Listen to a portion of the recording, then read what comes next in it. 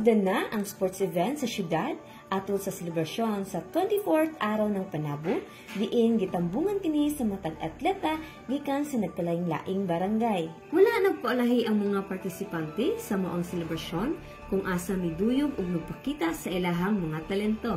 Ilabi na sa gipahitabong Inter-Barangay SK Basketball Muse Showdown, Drag Queen Competition 2025 nga adunay 15 ka mga partisipante, diin mga miyembro sa LGBTQ ang mi-entertain sa mga manananaw.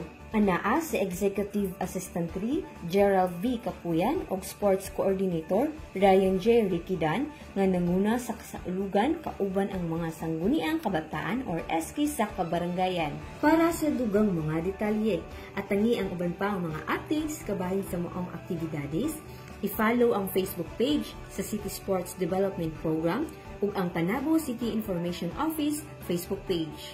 Kauban sa kamera si Louie Panagsagan ug Aljon Castilla, kini si Melanie Rial, intern sa City Information Office nagikan sa DNSC alang sa Frontline News Panabo. Importante inform.